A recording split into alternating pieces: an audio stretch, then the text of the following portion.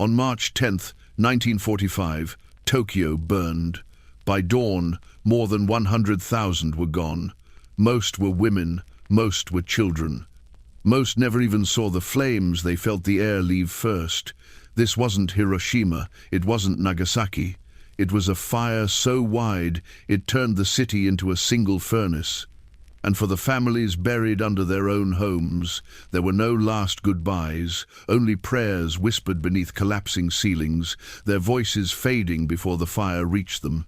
That night, nearly 300 B-29 seconds crossed the Tokyo Bay, their bomb bays heavy with incendiaries, napalm and magnesium.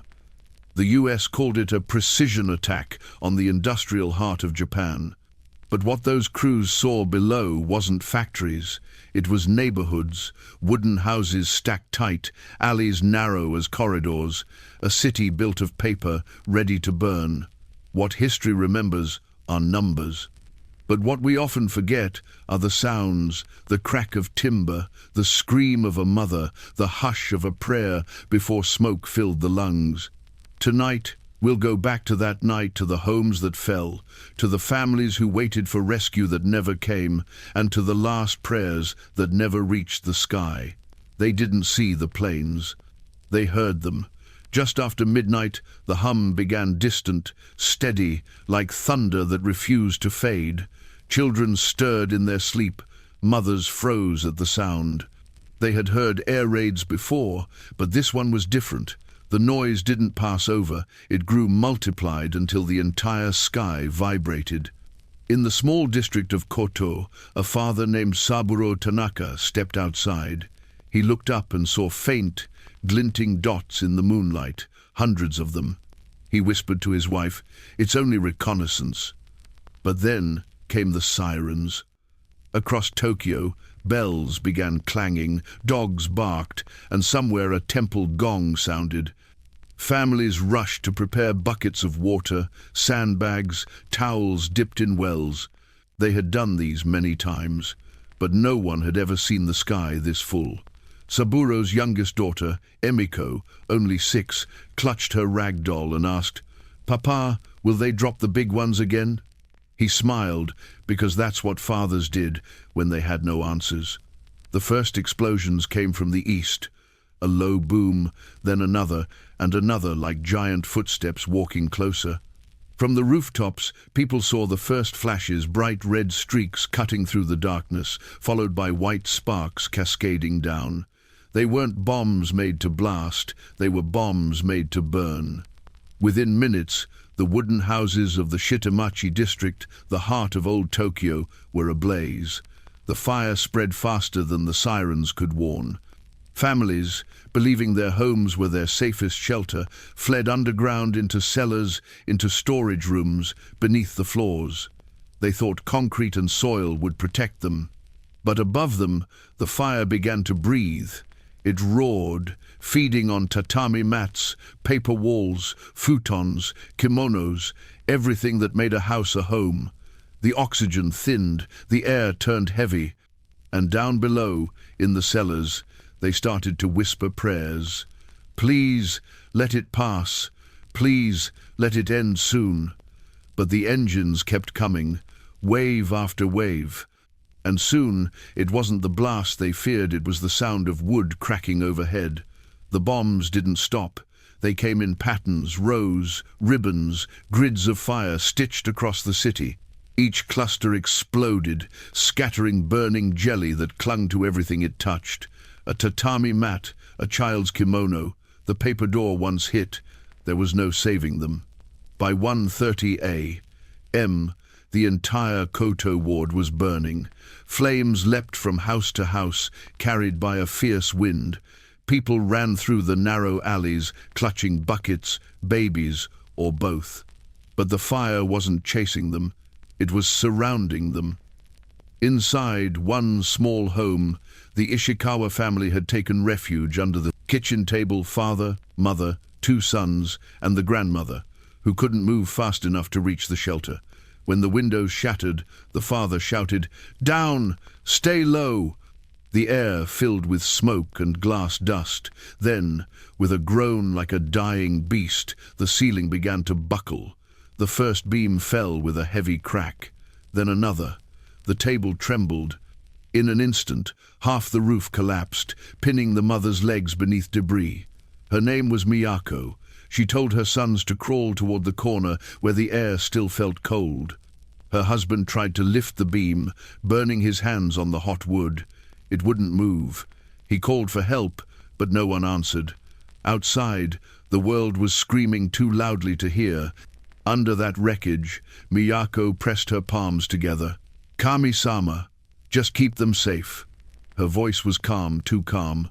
The boys cried for her, but she smiled through the smoke.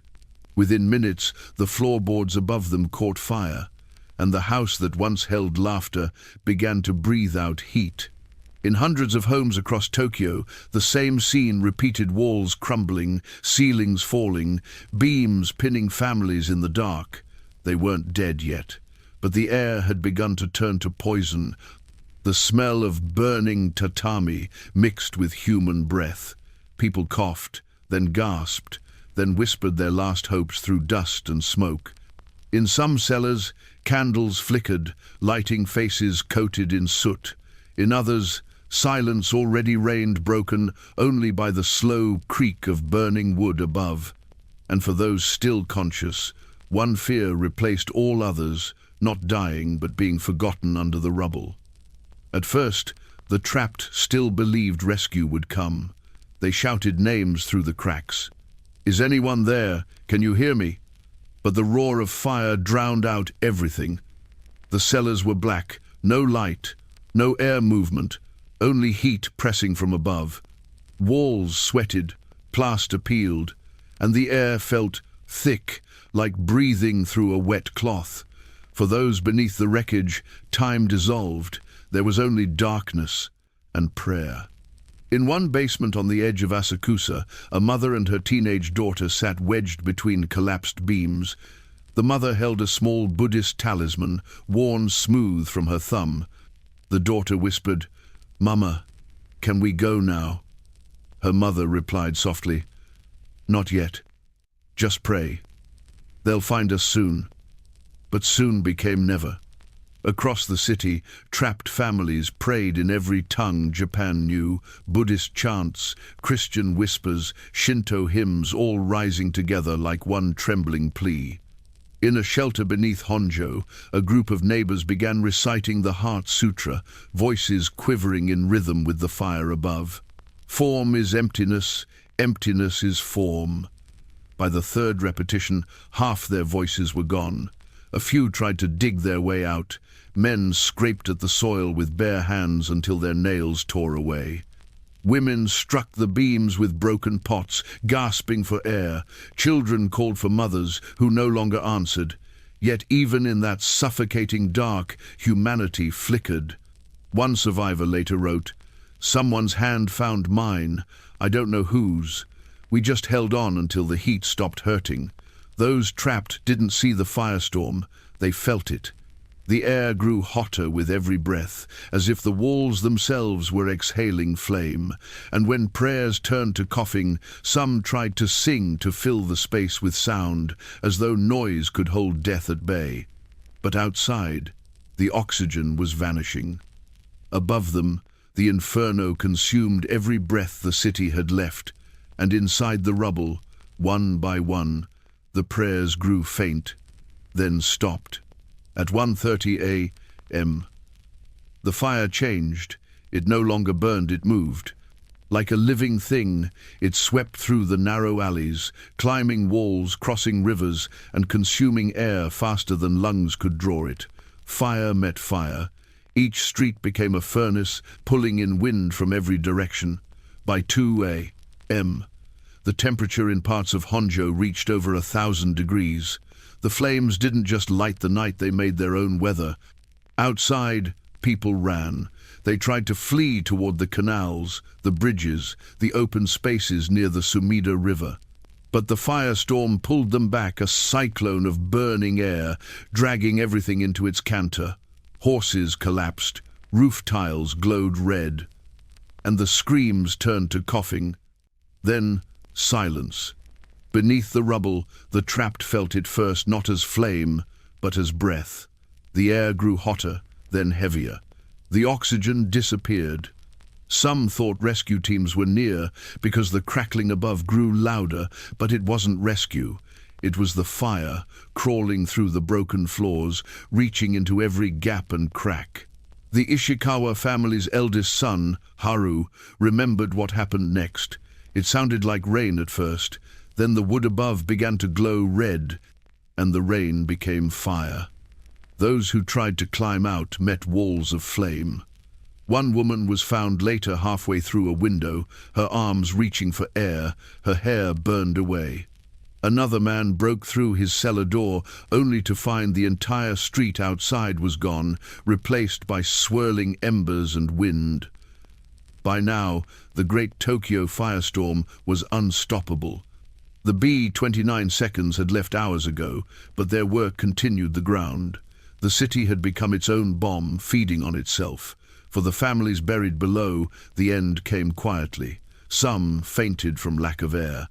Some tried to protect their children, covering them with wet cloths, whispering one last lullaby.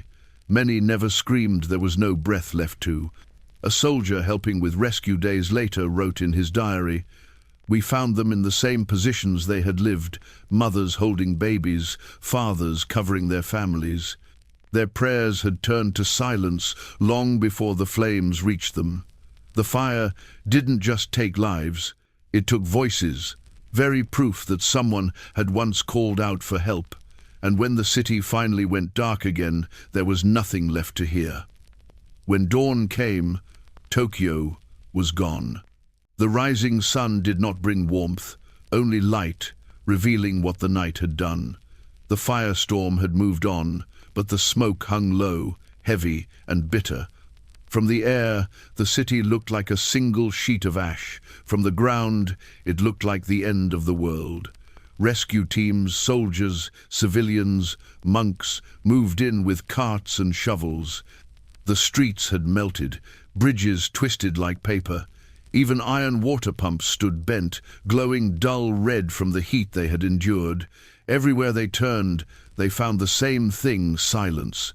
The voices that once filled Tokyo's alleys, the morning chatter of vendors, the songs of children, all gone. The diggers started at the edges of the rubble, calling out softly, "Is anyone alive? Can anyone hear me?" No one answered, only the crunch of ash beneath their boots. They began to uncover shapes, some small, some still clutching smaller ones. A mother, with a child in her arms, both curled as if asleep. A man shielding two figures with his back, as though trying to block the fire even after death. In Koto Ward, where entire blocks had vanished, the remains lay so thick that the crews stopped counting. They built pyres on the riverbanks, stacking what they found onto carts pulled by surviving horses. One rescuer wrote in his notebook, "We stopped calling them bodies. We called them the silent ones. Too many to name, too many to move." In some cellars, they found outlines instead of people, silhouettes burned into the walls where the heat had seared their shapes. In others, bones fused together, impossible to separate. Objects survived where humans could not. A child's lunchbox, its metal warped but still closed, a melted rosary, a teacup fused to the floor, and in one home, a small pair of hands clasped together, charred but still folded, in prayer. The teams stopped talking. Some wept openly. Others simply worked in silence, the only sound the scrape of shovels and the flutter of ash in the wind. By nightfall, they had filled hundreds of carts. The smell of burned wood mixed with that of burned flesh, a door that one man said never left the throat. In official reports, the government recorded over 100,000 dead, but those who dug knew the number was higher. Some entire families had vanished so completely that no one remained to count them. No names, no funerals, only a prayer that somewhere, someone remembered. And as they worked, one phrase kept echoing through the city's ruins, whispered by the diggers, murmured by the monks, written in soot on broken walls. They prayed, but the fire took their voices first. In the weeks that followed, Tokyo became a city of ashes and absence. The smoke lifted, but the silence remained. The living moved carefully through streets where they no longer knew whose bones lay beneath. Families searched for names, for traces, for proof that their loved ones had existed. Mothers wandered the ruins with photographs pinned to their clothes, asking every stranger, "Did you see this child, this man, this face?" Most never heard an answer. The authorities tried to bring order to the grief. Bodies were burned in mass pyres near the Sumida River. Ashes were divided into urns, labeled only by neighborhood.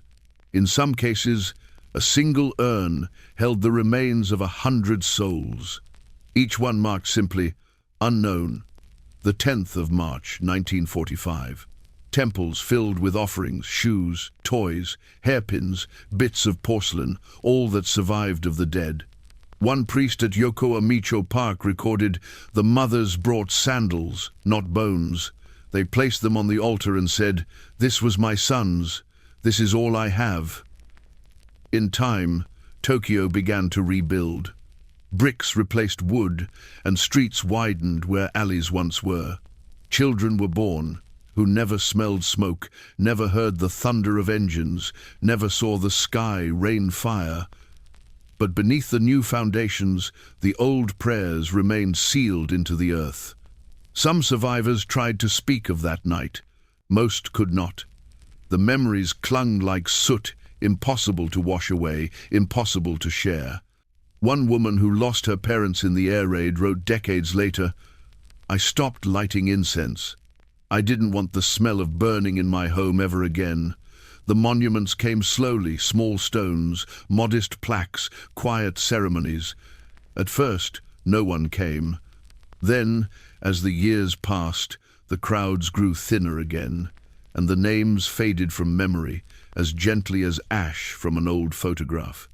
But those who lived through it never forgot the sound, the whisper of wind through collapsing roofs, the creak before the crash, the silence that followed.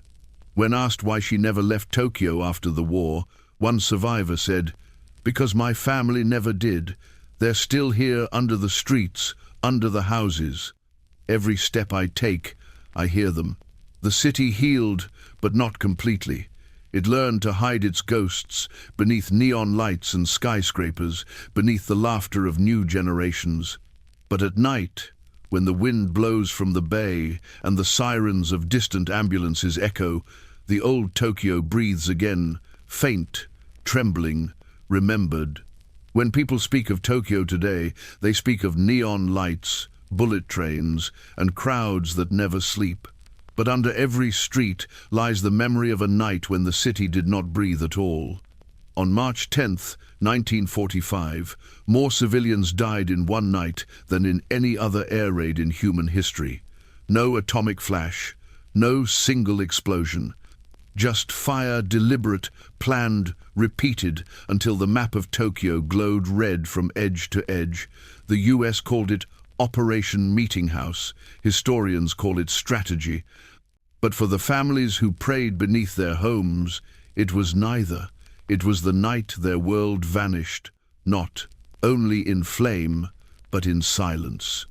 Those who survived did not speak of revenge. They spoke of rebuilding, of planting cherry trees where houses once stood, of naming their children for those who never came home, of teaching them that strength can be quiet and peace must be protected, not taken for granted. Today, visitors to Yokomichi Park see a simple monument, a dark stone engraved with just a few words, "Rest in peace, victims of the Great Tokyo Air Raid." No politics, no bitterness, only remembrance.